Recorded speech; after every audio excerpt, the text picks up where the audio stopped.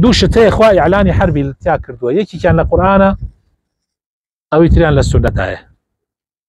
ئەوەی لە قورئانایە ڕیبایە، ئەوەشی لە سونەتایە دژایەتیکردنی ئەولیاکانی خوایە. من عادى لي وليا فقد آذنته بالحرب. خوا إعلاني جنگی لەگەڵاک. قەت براینە خۆتان مەدەنە گشت مسلمانێکی پیاوچاک. قەت باسی پیاوچاکێ مەکەن، با خەڵکیش وە خراپە باسیکە، لەوە چێ ئەو خەڵکە دوژمنی بن. قەت باسی پیاوچاکان مەکەن. ئامان ئامان. من زۆر جار لە وتاری ئەم جمعەش باسم کرد.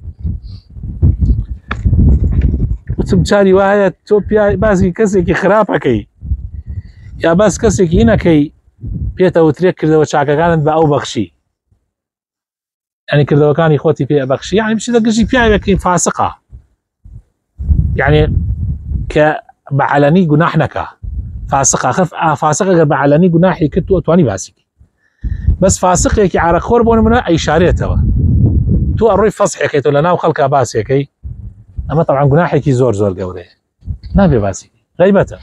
با عارەخۆریش بێ ئەو بشاردوێتەوەی، با گوناحکاریش بێ ئەیشارێتەوە. لێرە باسی ئەوم کردوتم ئەمە بۆ کابرایەکی گوناحباری عارەخۆر تۆ بۆتم نییە باسیکەی، ئەی بێ خوا پەنامان بدا بڕۆی باسی ئیمامی شافعی بکەی، لا حول ولا قوة إلا بالله. نەگبەت یەگەڵ قسە بە ئیمامی ئەبوو حەنیفاکە، لەوەیش نەگبەتتر کابرا ڕوا قسە بە سەحابەی پێغەمبەرەکە صلی الله عليه وسلم. زۆر نەگبەتیە زانی، تۆ بڕۆی وەل ئەولیایەکی خوایە، خۆ بۆ بەگژی ئەولیایەکی خوایە.